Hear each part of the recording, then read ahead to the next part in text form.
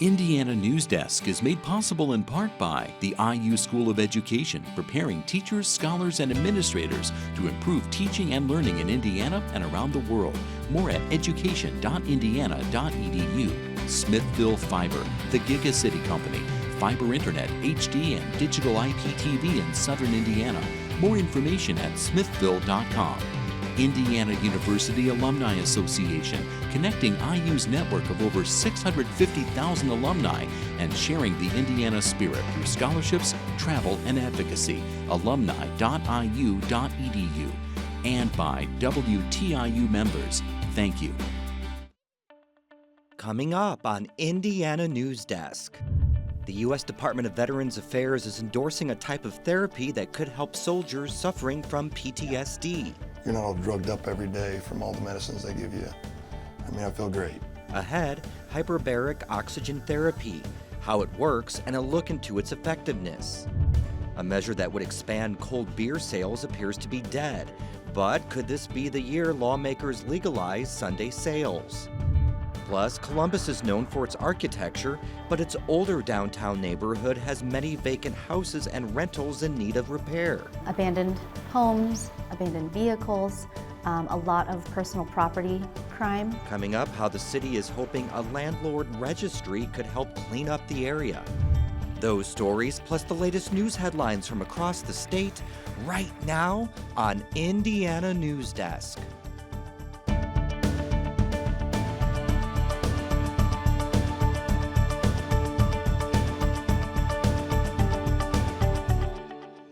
Welcome to Indiana Newsdesk. I'm Joe Wren. A major Terre Haute employer is laying off nearly 400 workers. As Becca Costello reports, the Sony disc manufacturing plant is outsourcing some of its production to cut costs. The Sony DADC U.S. facility in Terre Haute is the nation's largest compact disc manufacturer, but the plant is cutting 375 jobs between March and August this year. The company says the growth of streaming services like Netflix and Hulu means there's less demand for packaged media. For many years, probably at least 15 years, Sony DADC has been our largest manufacturing employer. But I don't think it's been a secret that the company's workforce has been shrinking here in the community. Vigo County has the 10th highest unemployment rate in the state at 4.1%. But Witt says the job market in the area is good, and that tempers the news of the Sony layoffs. So I'm optimistic that the people who are being laid off, should they want to seek new employment, will have the opportunity to find new jobs here in the community. A Sony spokesperson says 300 workers at the plant will keep their jobs and that no additional layoffs are planned. For Indiana Newsdesk, I'm Becca Costello. The Terre Haute plant opened in 1983 as the first manufacturer of compact discs in the United States. Shifting gears to the Statehouse, it seems like the legislative session just got started, but already a bill that would have allowed convenience stores and grocery stores to sell cold beer seems to have been dealt a death blow. A committee heard hours of testimony this week before voting overwhelmingly to reject the bill. Liquor stores and restaurants are the only ones allowed to sell cold beer for carryout. One of the arguments is their employees are specifically trained to make sure they don't sell alcohol to minors. I think, unfortunately, it's become a popular misconception in the Statehouse that employees of drug, grocery, and convenience stores are not trained. That's foolish. Crown Liquor's owner, John Cinder, represents many of the state's liquor stores as the chairman of the Indiana Association of Beverage Retailers. He says the cold beer bill would have pulled the rug out from under his industry. We certainly do not need to change existing alcohol policy that works to keep the people of Indiana safe. And we certainly don't want to see harm to those businesses that have invested on current and good public policy. The committee voted 9-1 against the bill. But a committee did vote to advance a Sunday sales bill. It would make it legal for any retailer that sells alcohol Monday through Saturday to sell it on Sunday, but only from noon to 8 p.m. The committee chairman says the hour restrictions are a nod to those who don't support Sunday sales. State lawmakers say there's a growing momentum to legalize cannabidiol, or CBD, for all Hoosiers. The hemp extract is currently only legal for those who suffer from treatment-resistant epilepsy. Legislators are considering a number of bills to increase access to the substance. CBD oil with no THC would be legal in Indiana to be purchased by any citizen and could be sold at any retailer in the state of Indiana. The Senate version is more restrictive than the House version. The Senate is pushing a measure that wouldn't allow CBD to contain any THC, the psychoactive ingredient in cannabis.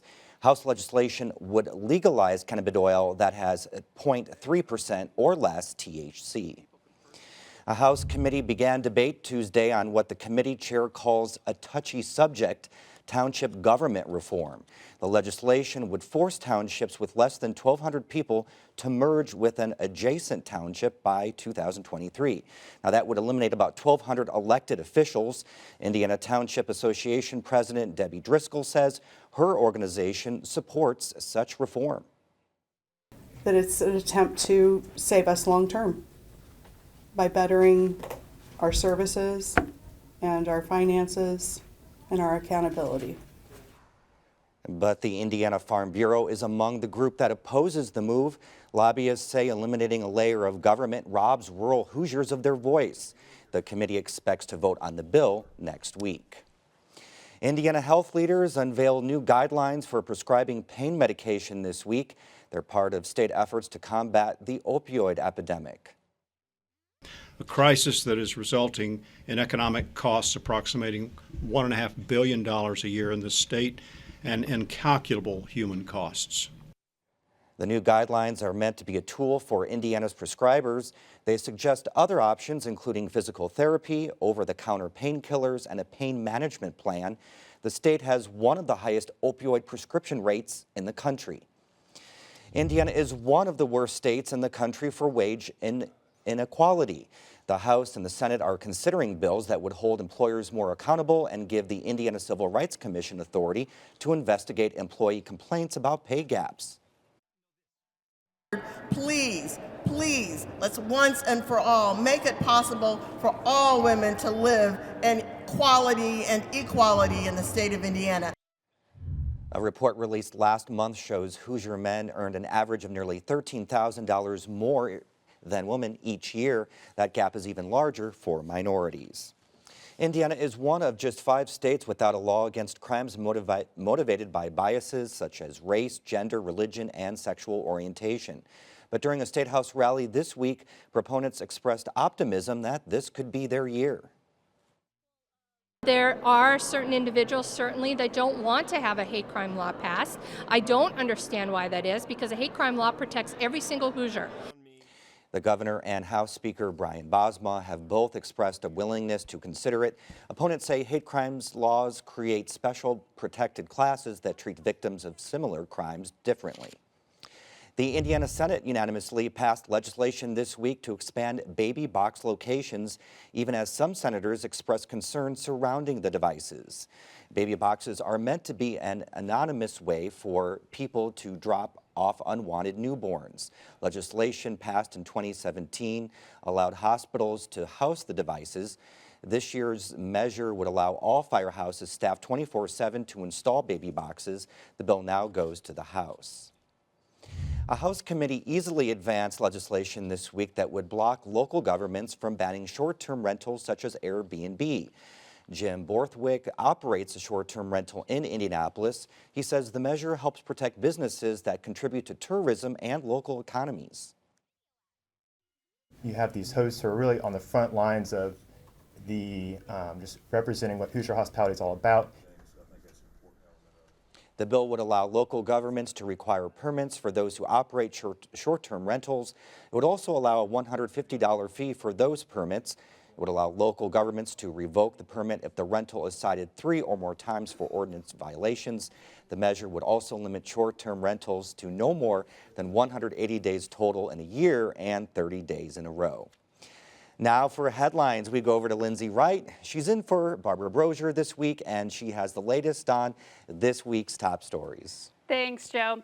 Indianapolis is a finalist for Amazon's second headquarters, but a top state official says Indiana won't go overboard to lure Amazon in. It's one of 20 cities that's still being considered. Gary also vied for the company but didn't make the cut. Amazon says the new headquarters will be a $5 billion project that could employ as many as 50,000 people. Indiana House Speaker Brian Bosma says offering billions of dollars in incentives would go too far. Indianapolis's mayor says no specific incentives have been determined. Amazon is expected to make a final decision before the end of the year. Construction is officially underway for the new IU Health Bloomington and Regional Academic Health Center. Taylor Haggerty reports on Tuesday's groundbreaking. Indiana Athletics hosted the hospital's official groundbreaking ceremony inside Memorial Stadium's Henke Hall of Champions, just a couple miles from the snow-covered IU Golf driving range where the complex will be located. IU President Michael McRobbie called the ceremony a symbolic groundbreaking of partnerships in a new era of healthcare. IU Health and IU Bloomington are collaborating to create a health center that will include both the hospital and university buildings for healthcare training programs. Academic health centers bring together a university's research activities and the activities involved in training the next generation of healthcare professionals with the clinical activities of a hospital. The Indianapolis-based School of Dentistry also plans to expand to the new center. Those programs need space to expand to be able to create more professionals to care for what is an aging population. Much of the funding for the new center is coming from Big Ten network revenue. For Indiana Newsdesk, I'm Taylor Haggerty. Construction is set to begin within the next few weeks. The project should wrap up in 2020. A health clinic that's set to open on the Brown County School property will save the corporation and employees money. School officials say there's been a need for more healthcare options, and this model will benefit the community as a whole. Cleaning up, really. Back. The former storage facility that sits on the Brown County Schools athletics field is undergoing a transformation. There are 2 exam rooms in the clinic, so this will be a place where you and the provider would come in and would be able to access just like you would in any other physician's office. It will soon be known as the Brown County Community Health and Wellness Center. Employees using the school's coverage will be able to use the healthcare clinic and receive free services. Blood draws, any sort of labs, if you have a cold, if you are not feeling well, if you have a burn, sort of typical things that you would go to see your GP for, we will be able to provide all of that here in the clinic. Hammock says teachers often travel to Bloomington, Columbus, or even Indianapolis for services because there aren't many other options. She says it will save time for employees while cutting costs. It makes it amazing for our teachers because they don't have to take a full day and we don't have to have a sub for them. They're able to kind of run down here, have their appointment, run back within an hour. But the clinic isn't limited to school employees. Other Brown County residents can pay a $65 monthly fee for services. Here in Brown County, we have a whole lot of employers that employ folks on a part-time basis. So this is a wonderful way for employers to offer health benefit services at a very low fee. The school corporation is using a third party to manage the clinic. It opens to the public next week. Well, last Sunday marked a big birthday for Monroe County. More than 100 residents kicked off the county's bicentennial. Joe Wren has the story. The downtown courthouse atrium was filled with music, history, and stories. Bloomington Mayor John Hamilton says it's important to put perspective on the milestone. 200 years, about 10 generations. If you're young, you can think about your great-great-great-grandparents, and you're halfway there. Indiana University President Michael McRobbie talked about the 1854 fire that destroyed IU's first building in Seminary Square and how Monroe County citizens raised $10,000 to rebuild it. Longtime community activist Charlotte Zitlow brought the past to the present. She says she disagrees with the state's effort to streamline county government. I think that we have to struggle on with whatever they were thinking in 1818 and live with the muddling mess that we've gotten through for years and survive very nicely. 2 bicentennial exhibitions were unveiled at the Monroe County History Center. Festivities take place throughout the year. Indiana State University's first female president is just a few weeks into her tenure as leader of the school. Deborah Curtis says a good relationship between the university and the city of Terre Haute is vital to the success of both institutions.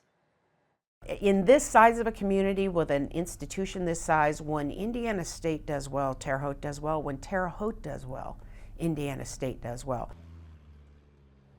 Curtis replaced Dan Bradley, who retired after more than 9 years at Indiana State. And Joe, those students at ISU started this week, so things are in full swing there. All right, thank you very much, Lindsay. Coming up next on Indiana Newsdesk. Millions of veterans live with post-traumatic stress disorder. Now the Department of Veteran Affairs is making a special oxygen treatment more available to those in need.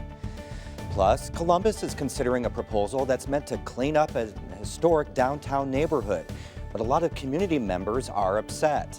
Ahead, a closer look at the measure and what it would mean for property owners. These stories and more right here on Indiana Newsdesk. The WTIU WFIU news team connects Indiana to the world. We bring you the top news of the day on radio, TV, and online. We round up the stories that have people talking each week and dig deep into the issues that affect your community the most. The WTIU WFIU news team is where you are and telling your story.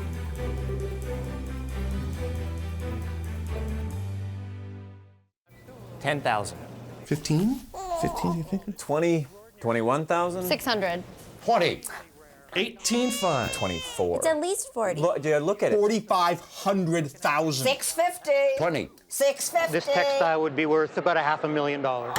$500,000? No way. I knew it. It's just a blanket. Laying on the back of a chair. Well, sir, you have a national treasure. Wow. A national treasure. Congratulations. I can't believe this. Welcome back to Indiana Newsdesk. More than 7 million veterans are living with post-traumatic stress disorder. For years, some of them have been using a special oxygen treatment to help manage their symptoms. The problem is it's not widely available. Now, the U.S. Department of Veterans Affairs plans to make hyperbaric oxygen therapy available to veterans suffering from PTSD that's resistant to other treatments. But as Barbara Brozier reports, access to the therapy will still be limited.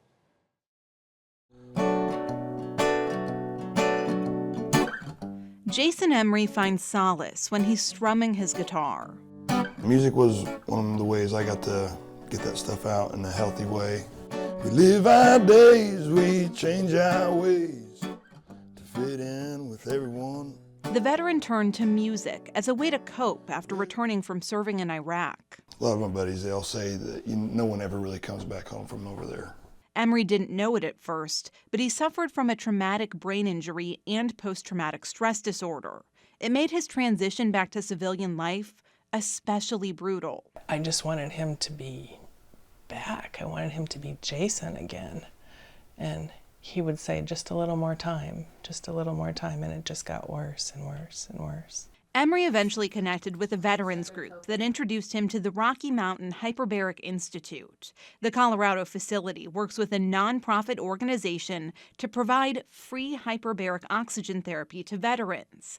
Emery says he found success after 2 rounds of treatment. Going through the HBOT allowed me to use my brain in the right way to implement the counseling sessions that the VA provides. Hyperbaric oxygen therapy has been around for decades. It's most often used to speed up the process of healing wounds, like at Union Hospital in Terre Haute. They sit on here, lay down, and they are slid in.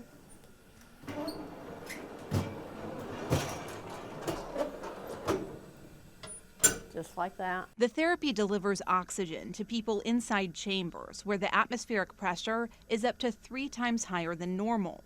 Doctors at Union Health say the treatment has helped patients with a variety of conditions, including those suffering from diabetic ulcers or the late effects of radiation. The idea is your red blood cells can only carry so much oxygen, but your plasma, we can saturate your plasma with oxygen, and therefore we can increase the oxygen available to tissues dramatically. But the Food and Drug Administration hasn't cleared PTSD for hyperbaric oxygen treatment. A 2015 report from the Office of Government Accountability says the 32 peer-reviewed studies on the effectiveness of the therapy for that condition came up with mixed results. The studies we've got aren't superpowered.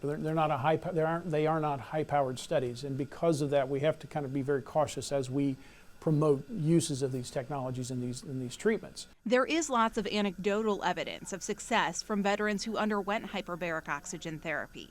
That's why the American Legion has asked the VA for years to make the treatment available. John Crosby is the assistant adjutant of the American Legion Department of Indiana. He also suffered from PTSD. He's happy to see the VA start offering hyperbaric oxygen therapy. Definitely a variety of treatment options. Even medicinal marijuana is one thing the American Legion is looking at right now. Access to the treatments will still be limited, though. A VA spokesperson says veterans enrolled in VA healthcare could qualify for hyperbaric oxygen therapy, but only after they undergo at least 2 evidence-based therapies without success. They also have to meet certain clinical protocol criteria, and only those enrolled in healthcare in the Eastern Oklahoma VA healthcare system and the VA Northern California healthcare system are eligible. Emery and his mother say that's not enough. They want Hoosier veterans to have the same option. I think they should do it across the board. Absolutely. I don't think it should just be a couple locations. I think it should be everywhere. They raised their hand to fight for our country, and our country needs to take care of them. For Indiana Newsdesk, I'm Barbara Brozier. The VA and Department of Defense are planning to do additional research on the effectiveness of hyperbaric oxygen therapy for PTSD. Some state lawmakers proposed a bill last year that would have established a lottery scratch-off game to fund a hyperbaric oxygen pilot program. It would have allowed some veterans suffering from PTSD to receive free treatment, but the bill never made its way to the governor's desk. The city of Columbus is known for its beautiful architecture and inviting city center, but some in the city worry that its historic downtown neighborhood has fallen into disrepair. As Tyler Lake reports, the city is trying to clean up the area by creating a landlord registry that will make it easier for the city to hold landlords accountable. Abandoned homes and rental houses with peeling paint dominate the city's historic downtown neighborhood. They're a stark contrast to the shiny modernist buildings just a few blocks over. In the downtown area, we've had a lot of abandoned homes, abandoned vehicles, a lot of personal property crime. Elaine Wagner is the city council member behind the proposed landlord registry. She says the city's downtown area used to be predominantly owner-occupied. But in the 90s, that flipped, and now 70% of the neighborhood is rental properties. The proposed ordinance would require that all rental properties have the name and phone number of the property owner on file with the city. Landlords would have to pay a one-time $5 registration fee. Many landlords upset about the proposal came out in force to show the city council their disapproval. At one point during the meeting, someone in the crowd asked all the landlords in attendance to stand up. It's not the $5 fee that worries many landlords. That this is going to affect the investment properties in Columbus. If there are more regulations, there's going to be less people trying to come to Columbus and invest in rental properties. That's going to create a shortage of rental housing, and the current houses that we have, the rents are going to increase. They say they also worry about their privacy and the potential that the registry could balloon into something far more restrictive, like the rules seen in Bloomington, where regular inspections are simply a part of being a landlord. However, Columbus City officials say they have no intention of expanding the scope of the legislation. They say the registry is nothing more than a landlord's name and phone number, and it is simply a way to quickly contact landlords when needed. Well, currently, if there's a problem with a code violation, if we've got the landlord's phone number, we can call them and typically get it resolved within a few days. If not, she says, the process can take weeks, and that's too slow for code violations that could be addressed quickly. Police also support the proposal. They say the information about the property owner will help them do their jobs because they'll be able to contact the key holder of a property anytime, day or night. For Indiana Newsdesk, I'm Tyler Lake. The council approved the measure and is supposed to take a final vote on the proposal at its February 6th meeting. Well, for the first time in what seems like a really long time, it reached above freezing recently. The cold weather and the snow has canceled schools, had road crews working overtime, and caused a lot of people to hold themselves up inside. Now, that's a sharp contrast to the scene at Paoli Peaks. Representatives there say this is the first time in several years the weather is cooperating. And that's the end of this program, but our work continues online as we cover the news throughout the week at WTIUnews.org. Have a great weekend.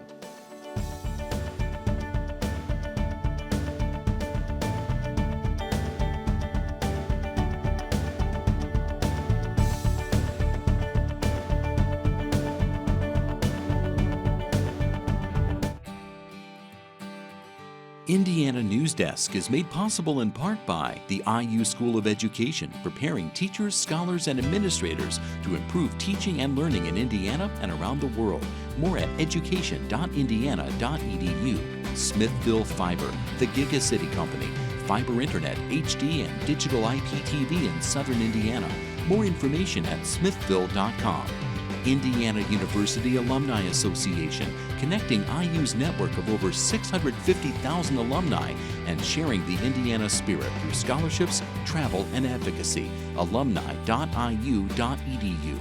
And by WTIU members. Thank you.